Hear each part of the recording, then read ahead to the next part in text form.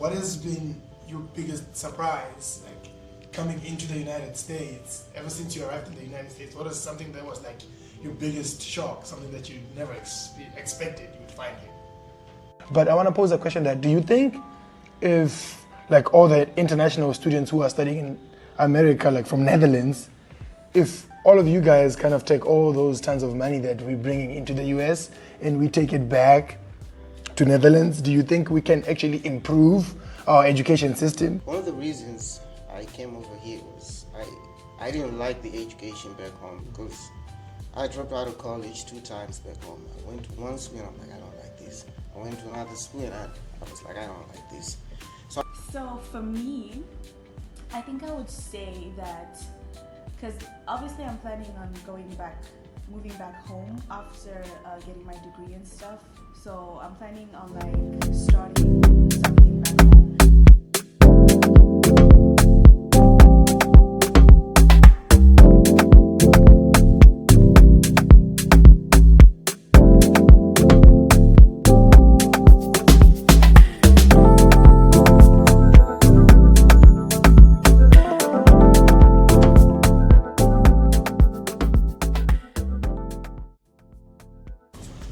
Hello and once again welcome to Global Voices Unplugged. Today we're doing a panel, we're hosting a panel at DVC, Diablo Valley College, and we're going to be talking to international students who are actually studying at DVC, and we're going to be sharing our experience and also how has the journey been, and how's life been in general, living in the United States of America, leaving our home countries. And I go by the name of Aaron, and if anyone can just introduce yourself, we're going to start from the far left. Sure, my name's Francis. Pretty much that's it. Alright, and what's your major? Where you from? Currently taking up business, and I came from Manila, Philippines. Yeah. Alright. I'm Niels Forrest. I'm studying econ. I came from Amsterdam, the Netherlands. Oh, nice to meet you. Keep going ahead. Oh, I'm Abigail, and my major is nutrition, and I came from Zimbabwe. And I'm Rodwell. I'm from Zimbabwe. My major is electrical engineering. Oh, nice. And also joining us today, we have one of our DVC's International Student Counselor advisors. We have Ms. Fu Yan Fei. You can also introduce yourself and just share a little bit about yourself. Okay. I'm Yan Fei. I work at the International Student Office as a coordinator, and I'm from China.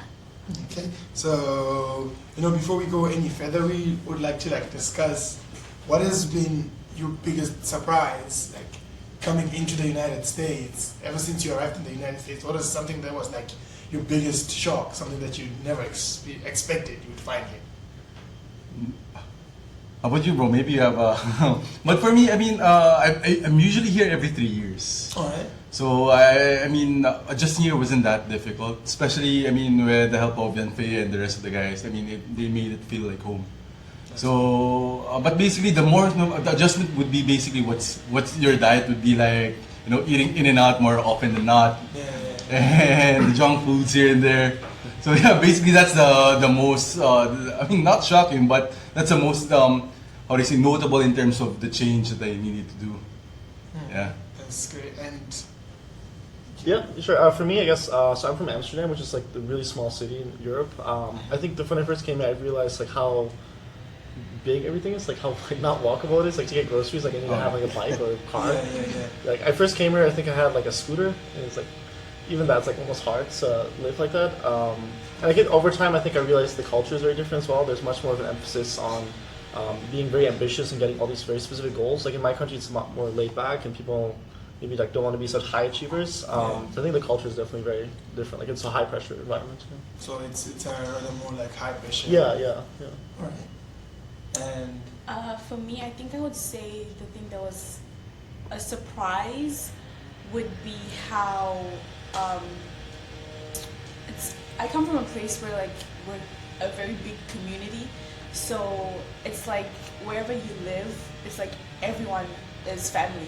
You know everyone, you speak to everyone, but here it's all the neighbors are kind of always in their house, they kind of keep to themselves all the time. So that's something that was a big surprise to me, because I'm not used to people just giving off mind my own business type of energy. I'm used to everyone talking to everyone all the time. So yeah, I think that was something that was a bit a surprise to me. I kind of had to adjust a little bit because I talk a lot. So yeah, I think that's it. Yeah, since we come from like the same place, what she said is actually true for me as well.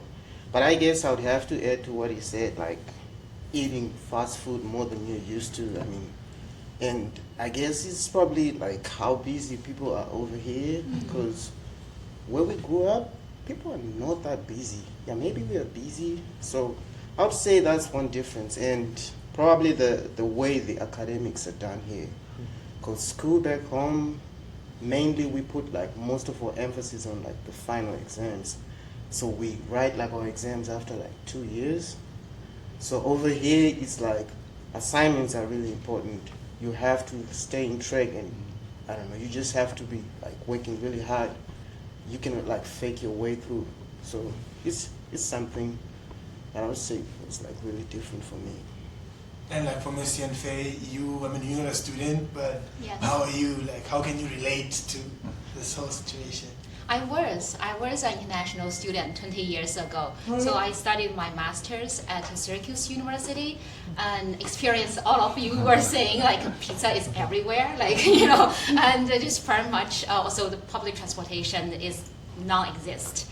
And also the community-wise, because I'm from a big city, 8 million people, and people like public transportation goes everywhere, and also people kind of see each other all the time. And here is houses and things. But the biggest shock for me is at Syracuse. The snow was so much and so long. Yeah. And one more thing that we know we want to talk about is like, how we talk different, like in terms of like accent. I know like I'm South African, I sound more South African, so I've had like an experience with, when like let's say for example, how we say, how people in the US say like aluminum, we say aluminium. Like, it's totally different. We'd be like aluminium, and they'll be like aluminum, and they'll be like broccoli. And I'd be like broccoli. So like it's kind of like different. So I don't know, like, have you ever like had any differences like from Amsterdam? Like, have you like had some differences in terms of speaking? So in Europe, and I think most of the other world, like we're taught like British English specifically. So like coming here, it's really different. There's just like words like that, like tomato, things like that. I think a lot of what I had to study in high school as well was like British vocabulary, like learning what a lorry is or like what a queue is. I think here it's just different, I guess. Yeah, but it doesn't. I went to high school here, so I guess it doesn't. I kind of adapted a little bit to learn a bit of American English, so it's not a huge issue. So. Yeah, I think I would say the same for me because I grew up watching a lot of shows on the British Broadcasting Channel, so I kind of sort of developed like a British accent. I just never had like an African accent, I guess I would say. I don't think I ever had that. But I do remember a time I was going through the drive-thru at Chick-fil-A, and this guy who was taking my order was like, "Where are you from? You sound like your accent is like so completely different." And I'm like, "No, I'm from South Africa," because like I grew up most of like my life in South Africa, even though I was born in Zimbabwe. But he was like, "Your accent is so different. Where are you from?" I'm like, "Oh, I grew up in South Africa." And so I was like, "Oh, you remind me of this, like, there's this girl, I'm not sure if y'all know about her, Tyler. She's an upcoming South African artist." Yeah, they're like, "Oh my goodness, you speak like Tyler, you even act like her, you even look a little bit like her." So since then, he's like been calling me Tyler the whole time. But yeah, I don't think I've ever had that much of a African accent because of what I grew up watching. And all that sort of kind of just developed the accent based off of everything that I just watched when I was little. So yeah. That's pretty chill. Yeah, I guess for me, when I first got here, it was like really hard because I thought maybe I spoke the kind of English like Americans understood, because I mean, I'd been watching TV like for my whole life. I love watching American TV shows and all that. So I thought my English is good enough because back home it was good enough. But like the first like thing that I had trouble saying was just my name, because my name is Rodwell. So back home we have a strong R, like it's Rodwell, like if we were like in Zimbabwe. So over here, me trying to pronounce it, it was really hard. So I'd say Ro, and just trying to, and he'd be like, "Did you say Rye?" I'm like, "No, I said Rod." So the first thing was my name. And we had to go on, like, I guess one time I said 13, because we say 13. And over here it's 13. So it was those little things. It wasn't like, I wouldn't say it was that hard, but, you know, it was just different. So that's it. For me, like I didn't start to speak English until in college, cause when I started to learn English, my teacher was like Russian, like learn Russian, but he taught like in English. So we did not have speaking or listening any of that until like when I had my first American teacher in college. So that's kind of opened the first like the door to learn English. And when I got to Syracuse, and I was in the world languages department, so from students from all over different departments, and I did had quite a few, took some time to adjust to the different accents and things, particularly listen to my Punjabi professor on social linguistics. Oh yeah, Yeah. It's actually funny because like even for some English classes, like some of them are actually taught by people who are not like American and they have their own accent. So I feel like it's really difficult. So another question that I had is, so do we all think we chased the American dream? Because you know how America, like there's this picture that's been sold like on the movies, on the internet about the American dream. Would you say that's one of the reasons that made each of us to want to be like, I want to go and study in the US, I want to, would that be the reason why we're here? So for me, I think I would say that, because obviously I'm planning on moving back home after getting my degree and stuff. So I'm planning on like starting something back home. So, and I feel like it's gonna be easier for me, or it's gonna look more impressive, I guess I would say, to have like an American background, to say that I've studied in the US when I'm looking for a job, or if I'm like looking to start something. I feel like that would give me like more of a chance to say that I've lived and I've studied. Some kind of profile promotion. Exactly, kind of like thing. I had like an American degree in nutrition, or in like all that type of stuff. So I feel like that's my main reason of coming to the US. I don't necessarily think it was for the American dream, but yeah, I think I would say that's one of the reasons why. And how about you? For me, I think like one of the reasons I came over here was I didn't like the education back home, because I dropped out of college 2 times back home. I went to one school and I'm like, I don't like this. I went to another school and I was like, I don't like this. So I'll say one of the reasons I came over here was to get a better education. And I guess when I left home, I was kind of like frustrated. I was like, this place, the education is not good enough. I don't know. So I was like, if I go to America and get a better education, maybe I might as well like just start chasing the American dream, or do the things they do over here. And I wouldn't lie, this place is really great when it comes to the education. But I guess one thing I would maybe want to do is, like she said, probably after living here a few years or so, I'll probably want to go back home, because my ultimate dream is to become like a professor. I realized that the 2 things that I love is to be, I love circuits, so that's why I'm studying electrical engineering, and I also love teaching. So I guess maybe if I do get like enough money, if I don't know, work at a big company over here, raise some capital, I can probably go back home and start a business and be a professor at the same time, because the professors over there, they don't get paid as much. So I'd say for me, the ultimate dream is probably, the ultimate American dream is probably the Zimbabwean dream. I want to go back home, like just, Transform everything. yeah, just be a good professor over there. The teachers here, they are really good. I have to give them that. How about you, Miss Yanfei? I mean, you're already working, so you practically, would you say you're living the American dream, or that's why you decided to work? Like, because you're working now, of course you're working with an international student office, but the fact that you're working in America, is that you chasing the American dream for you? When I first came over here, is for the education, Okay. for like a master degree, right? And later on, I went back to China, then did my doctoral, and went back to China to work for 10 years before moving over here.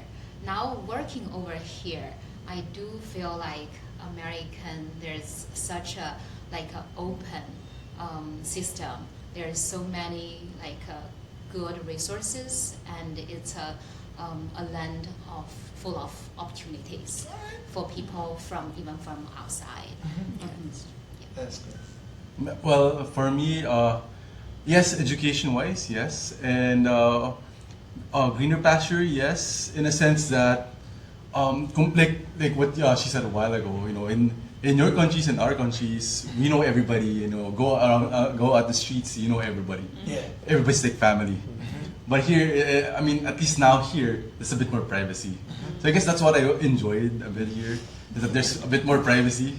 Okay. Because if you just go out, in my country, well, I'm pretty much sociable, so I know everybody. So it's hard to move about. So you just enjoy the privacy, the discretion, and all those things. I think that's one of the things that the US provides compared to any other country as well. Yeah, I remember when I was growing up, I saw these American movies, TV Exactly, shows yeah. like Friends or Home Alone, and I kind of see the idea of the American dream. I'm not sure if it's still there actually, but I think as long as America's still here, as long as they're still one of the most powerful countries, if not the most powerful in the world, to the point where I think one of their college degrees from a good university has a strong enough brand to kind of be recognizable anywhere in the world. Like if you say the word Harvard, for example, anywhere in the world they'll know what that is, and it's like a word in the English dictionary at this point. And I'm not sure if I really want to live here or if I really agree with a lot of the things that are happening here, but I think whether I want to go to Europe or Asia, ideally I think I'd like to go back home, but that power of that education I think is still really powerful. So, do we all agree that USA has or that we kind of moved here because of better education? It's one of the biggest reasons that we decided to come to America was for better education, right? Yeah. So, but then I have a question because I was looking at the rankings and I realized that in the rankings, the top 6, for example, we have Finland. There's Finland's at the top. So if we're here for better education, then why are we not in Finland?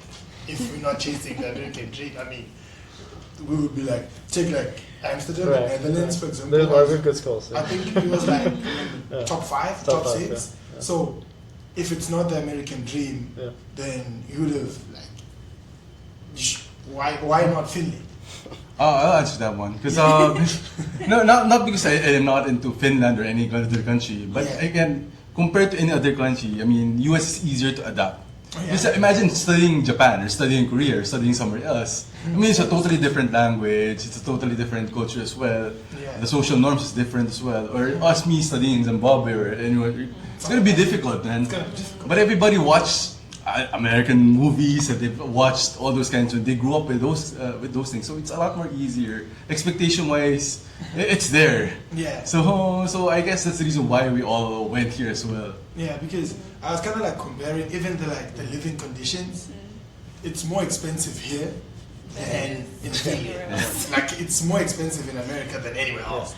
So I was like, are we really? Because you'd sacrifice to okay, you can adapt to the difficultness, you can adapt to language, you speak Dutch, Yeah. you'd be goeiemorgen, because we speak Afrikaans. Yeah. Yeah, speak Afrikaans, it's kind of the same. Yeah, so you can always kind of adapt and then save your pocket, you can, so okay, why not Finland, Missy and Faye, why not Japan, because Japan is somewhere there, so, Yeah. If we're looking at all the best universities in the world, America has the most and the best in the world, and that's most concentrated. Also, American universities has a variety, right? Look at it, we are in a community college and provide so much resources and always good pathways to get into good universities, four-year universities. And I have to talk about UCs because this is, in my mind, there is no better public university system in the world than we have so many in one state. if you're looking at all the Nobel Prizes, to all the achievements, to all the research fundings and everything, like push a lot of improvements in in a lot of developments in STEM fields or in liberal arts fields. It's just uncomparable to any other system. I think that's probably like where most of us are choosing the US. So it's kind of about it being resourceful than it being like in the ranking, kind of looking at like how we have like resources like community colleges and then there's I think it's more of the opportunity, bro. Just to be quite frank, more than the rank, it's the opportunity that the schools can provide you. I guess so, because like we all want to go to school, but then you want to work after education, right? We're also looking for something.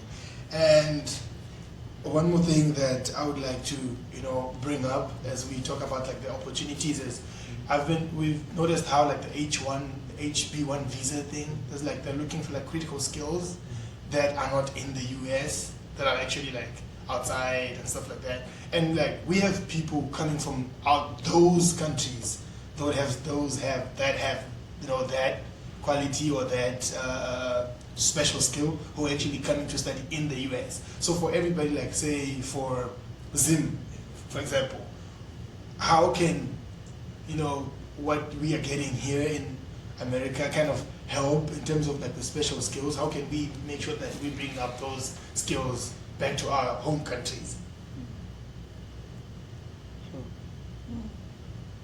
What do you mean? Basically, if we learn those skills and bring it back home? Yeah, because like we have which specific, like which one? Like we have like I don't have any specific one like from the top of my head, but I know that like for the HB1 visa, like for you to get it, you need to be able to be having that special skill, like that special qualification. Yeah. But then we have people from like countries that actually come to study in the US to acquire those special skills. Like in software engineering and stuff like that. We'll be having like people who are actually good in software, who actually study and then they kind of go back to their home countries. Or how do you think we can actually help our home countries from acquiring what we're getting in the US? Well, aside from working in the field that we're interested in or we've studied in, I mean that's pretty much it. Right. Or it's creating jobs or opportunities as well. So we get that. How do you intend to be creating any kind of opportunities for your home country? Like for example, here in DVC, they gave us an opportunity to join a competition. It's a business pitch. So basically, the skills are acquired there, the networks that I've acquired there, basically I can connect them back home as well. So whatever I've done here, I can basically do a copy paste and bring it back to Manila. So that's the thing that we're trying to do as well. Because, like, for example, let's give a very concrete example. Come on, Tesla here, we have Teslas everywhere. We have electric cars here. But come on, go to Asia, it's not like that. It's BYD or something else. It will take 5 to 10 years before But if, for example, we go back there and bring the knowledge and the experience that we have, we can at least lessen the gap. Okay.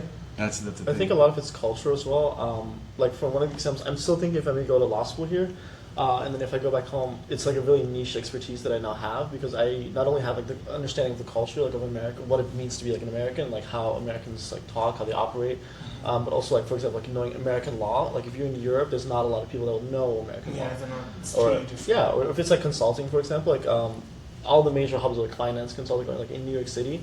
And then if you're like in Europe or in Asia and you've been to New York and you've had experience with that, it's a lot easier for them to kind of overseas kind of talk to those New York sections. For example, like in my country, it's very high demand people that have studied here in the United States because then they come back and they have that kind of expertise already, so they can communicate really easily to kind of overseas companies, whether it be like in London or New York or something like that. So to piggyback off of what he said, I think I would say, I feel like, so if someone from Zimbabwe like myself is leaving Zimbabwe to come and study in the US, right, I feel like we have a lot of the skills that a lot of people in the US are looking for, but we don't have as much opportunity to like showcase them in a way. So I feel like coming to the US and like gathering those contacts and different connections, and then you go back home and you implement that and you connect other people with it, I feel like that helps a lot. For example, I know that I am planning on going back home and like starting or building nutrition clinics, which will help a lot more with like the kids who are malnourished and stuff, you know, having them be able to get the nutrition that they deserve, that they need, at like no cost at all, or like even less cost, you know, something like that. It's something that is a lot harder for me to do if I was just studying in Zimbabwe. It's a lot easier to do that if I go to the US and come back with those connects and a lot of those resources. It'll be a lot easier to do, and I feel like it also creates a lot of opportunities for a lot of other people as well. So yeah, I think that's how I would answer that question. I feel like the question for STEM it actually has a good answer, because for me, like from my own perspective, I said I'm doing electrical engineering, right? So one time I was trying to research like the major differences. I was just trying to look up the advantages that I have, I mean, of me being here rather than if I stay at home. I mean, it's really expensive over here. So I was just trying to look it up. And then while I was doing the research, I realized that like an engineer from like Zimbabwe, they have like too much theory. The math we do is actually more advanced than the math we do over here, because the first 2 years of math is basically like high school over there. So first 2 years of college is like the end of high school. So what I would say is it's more theoretical over there. So what I realized was that like for the engineers they make over there, they are essentially like maintenance engineers. Okay. So let's say over here you have innovators, you have like engineers who design stuff. They actually make stuff down there in Silicon Valley. In Zimbabwe, what they're doing is essentially they're just trying to keep the lights on. Like, you know, they're just trying to maintain what's already there. Right. So I'd say if I get an education over here, I can probably be innovative, you know, try something, try to build something. Maybe they do build stuff, but I didn't actually see that. Yeah, I saw a lot of maintenance of work. So I guess the advantage if you study over here, you can actually be a design engineer. Because remember, most of the times, the infrastructure in Africa, they have to get engineers from China. They have to get engineers from Japan. So what that actually means is they're just good at maintaining the stuff, not making the stuff. So I'd say that's one major thing I do hope to learn over here. Design stuff, I don't know, like, because most of the time it's just that like we have to like, as Africans, we have to like, I would say just give out our raw materials when we can actually process the stuff. So we actually have to like design stuff to make our country a better place. Yeah. For the you mentioned about H-1B visa, right? Yeah, exactly. Americans attract people with special skills Yeah. and talents to work over here. So our international students are actually a great contributor to the U.S. economy, as well as its development in many different ways. Exactly.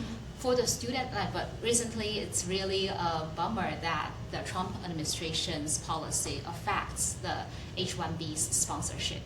That has been huge, will have a big impact on the employment for international students. But for the students who are actually going back to their countries, they are also going to bring back a lot of knowledge, experience, as well as their innovative ideas into their country. For example, for China, in the 1990s, after the reform and opening up, that's many are like students who studied abroad, many from the US, and then contributed to the development, the rapid 30-year development of China. And now China is the second largest economy in the world, and that has a huge effect, contribution from the students who have studied abroad before. And I also think, besides like the studying over here, working over here, there is also the effect of, because we studied over here, we go back to your home country or people keep coming, that understanding and experience in the US is replaceable. Because we have met with many, many people in the US, and that has become our friends, mentors, and people who have helped. And that like communication in between, I think, is so crucial, particularly nowadays, like with Trump's administrations, like having the tariff and also different policies. But that we call that people-to-people exchange. Is crucial for the globals, like understanding also peacemaking. Right. And we all talk about how we are here to let's say the expense, for example, you talk about the expenses and how, the American administration or the education system is kind of bringing in people with like skills or teaching those skills. But I want to touch on the expenses side that I think we all know how expensive studying as an international student is.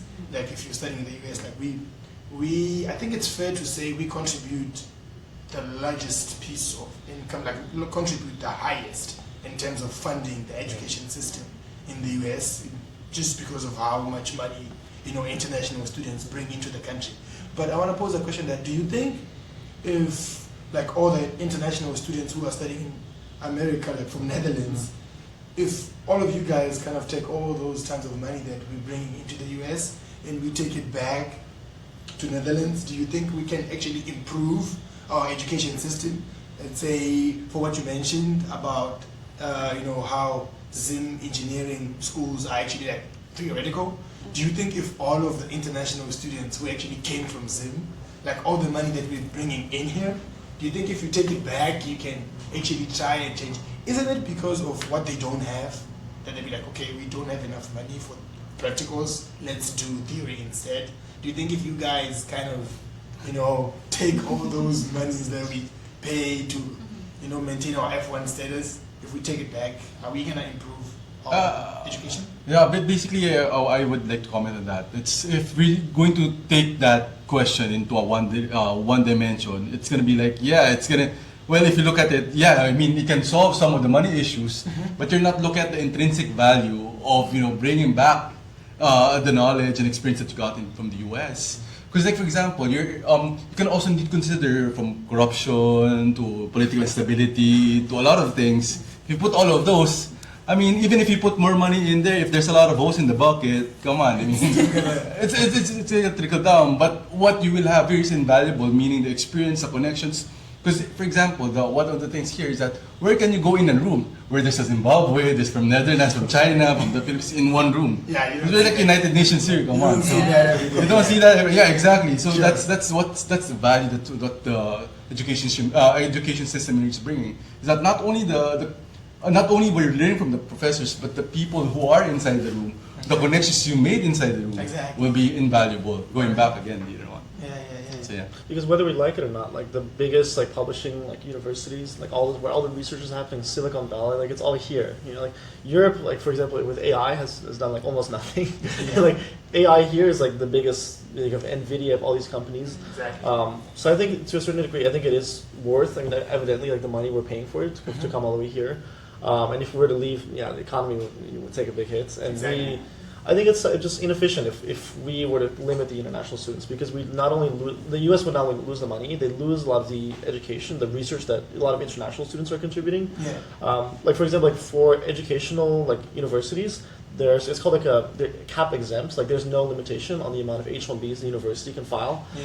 So if all the international students disappeared, a lot of the research would stop. A lot of it would have to probably go back, and it would probably be less efficient because they're less publishing it, but maybe it would be a little bit more, I guess, if they're publishing it in their own countries, but it would just be, I think, less efficient. So. And how about you guys? Like for Zim, do you think if you take all the money that you pay, like in a year, like how many semesters, like 3? How do you think that can help? Or you also think it's going to be absorbed by corruption and all those? Yeah, for me, the answer would be a firm no. It's not going to do anything. Because I think it was never about the money. It's about the mindset. Just like I said, the way the education structure is designed, I would say it's kind of outdated. So what they need to do is sort of an improvement on the mindset. So how do they do that? That's probably what I'm trying to learn over here. But like, I'll say one thing you have to look at is like, people have misused the little money that they have. I don't want to get political or something, but the little money that we have, we need to see it put to use. So I'd say the money you're paying over here is probably worth it. Sending it back home or trying to build something or some school, not right now. I don't think so. People don't have a good enough mindset, at least for where I come from.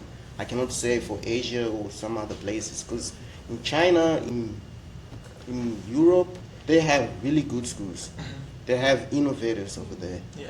But the thing is, you only start to see the African innovation over here. You'll be like, oh, that guy, we have that guy who's the senior VP in Google. And I guess we have another guy who works at NVIDIA. I don't actually know their names. So you'll be like, these guys are great. If they had stayed back home, maybe they would have been good business people, but not as good as actual, they are. not actual innovators. All right. So you'd rather go back with the brain than with the money. Yeah, it was never about the money. I don't think it was about the money. Do you have anything to add to what he said? Not much. I'm probably just gonna say that if we were to send the money back home, they'll probably use it to fix roads or something instead of Instead of making a way, to just make like good roads. It's sort of like maintenance. This is kind of what I'm against.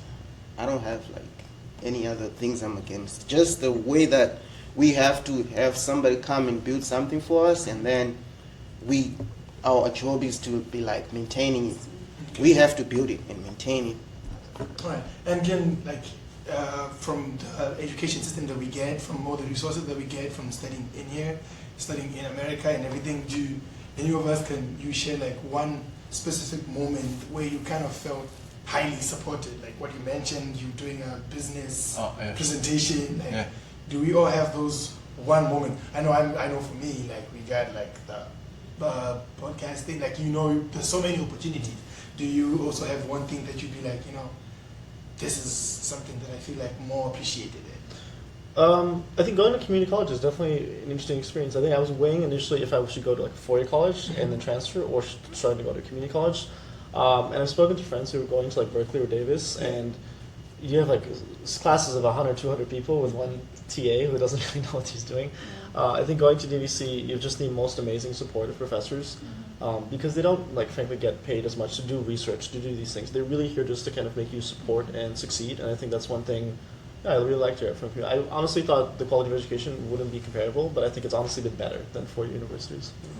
Yeah, I think I would say the same thing, because in my college, because I go to Las Positas, and we've got this like Umoja community where the coordinators over there, they literally help us with any and everything. Before even coming here, I never saw myself as an honor student, but I recently got into an honor student program in English. So it's a lot more support than I was expecting, because I remember back home, I studied in South Africa, and I remember back home, my physics professor always used to tell me, and he was like, tell the entire class, and he used to say that don't expect anyone to spoon feed you in college, because that's not how it's done, because he's used to like the education from Zimbabwe, and they really just don't care. You either come to school, you don't come to school, they're not gonna follow you, you do your own thing. So here it's different. They check up on you, they want to make sure that you're okay, that you're doing well in school, that you have enough opportunities and everything. I remember last year we went to visit UC Santa Cruz.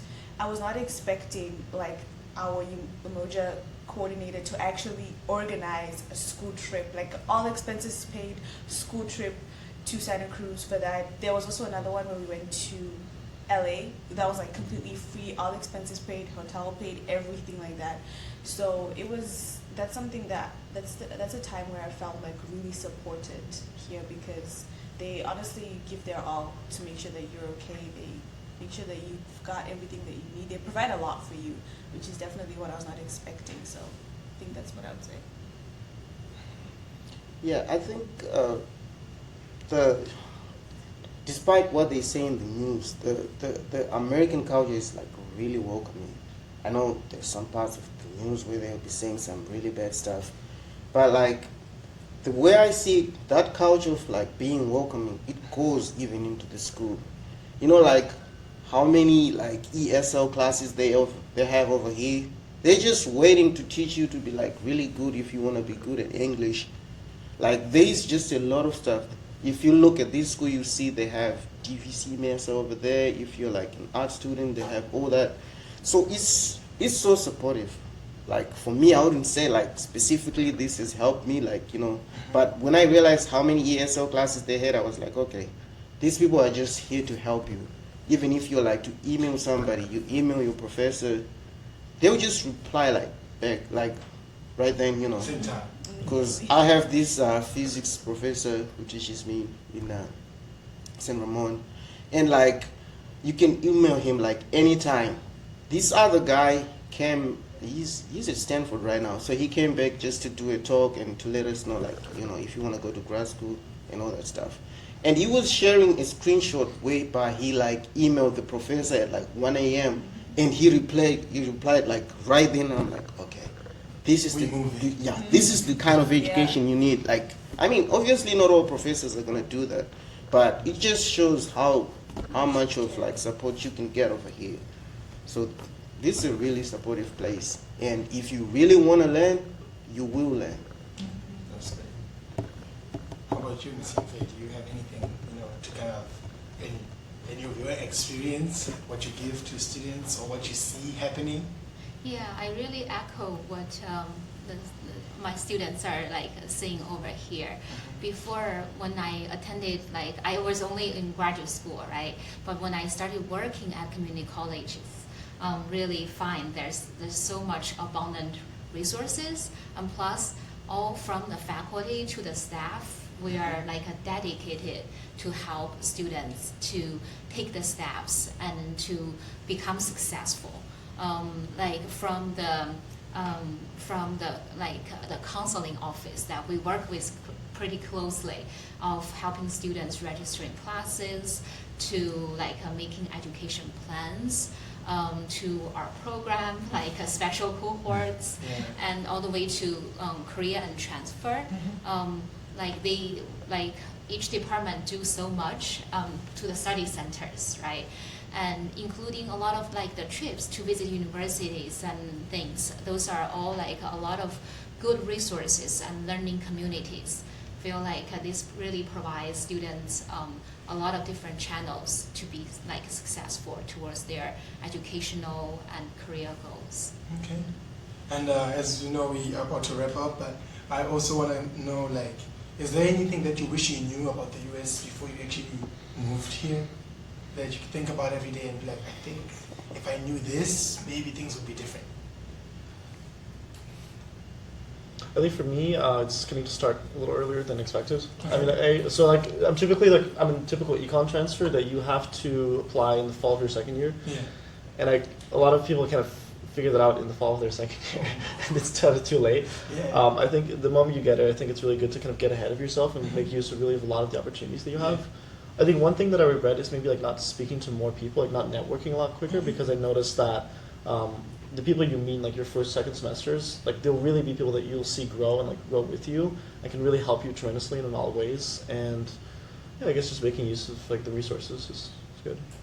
Okay. Anybody else? Well, for me, it's more of engaging more people. I mean, and just asking around, because I got used to our culture. I mean, back in Asia and all that, where I mean, the older guys there or the more senior ones were a bit more intimidating. You just can't talk to anybody unless you're someone already. Okay. So unlike here in the US, you can just talk to anybody. You can approach them, and they're more engaging. So I guess I think that's one of the things that we should have done it further sooner than later. Going to DMV and asking people how to get a license and all those things. So at least could have been a lot more. I mean, I could have done that earlier and all those things. Yeah. Anything that you Yeah, I would just add to what you said. One of the things that I regret I didn't do is like just asking. Just ask. Like as simple as that. Like, because the people over here, if you ask a question, they're gonna give you more than you need. And I've always been this introverted person, like I've been quiet.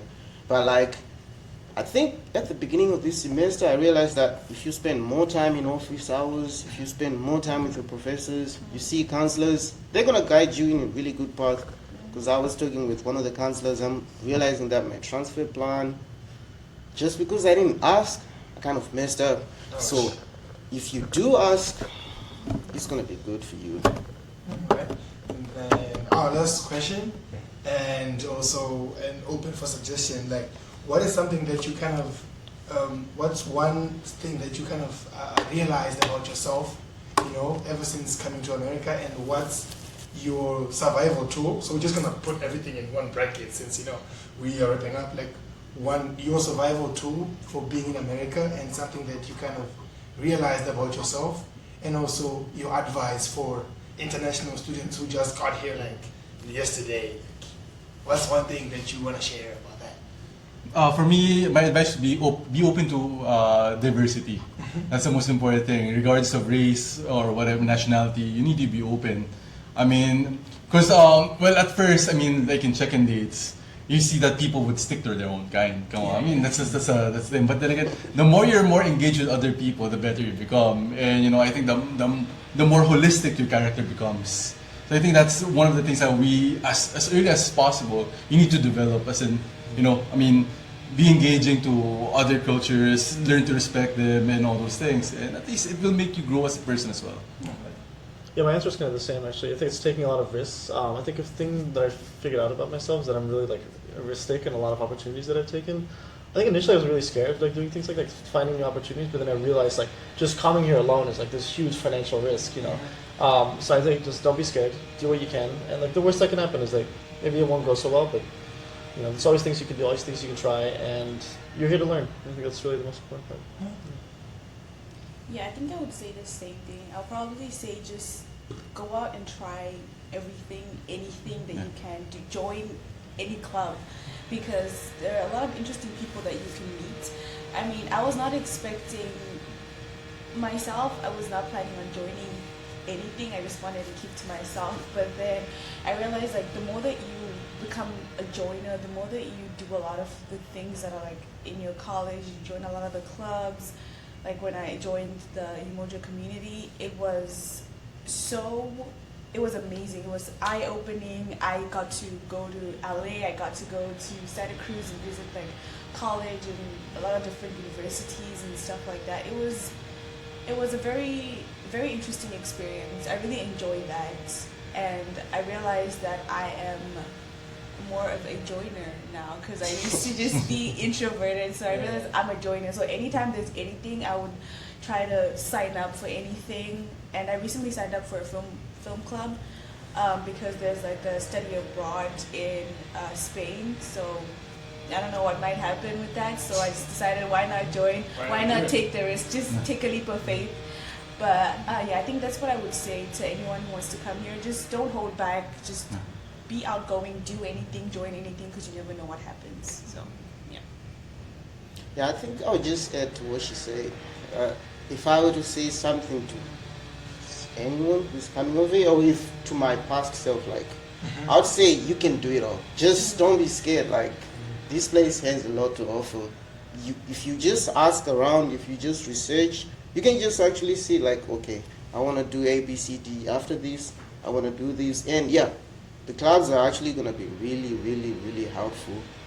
Like, because the best thing you can do, I guess, when it comes to the education over here is just networking. The larger the network you have, the more likely you're to achieve your goals, because people are just out there to support you. So, yeah. Okay. What about you, Miss Youngfei? What advice can you give to, you know, someone who just landed, they're coming to school, and you know, what survival tool can you share to a student? I think like all of you said really well. Over the years, seeing so many students, I feel like a lot of students feel like my language is not good.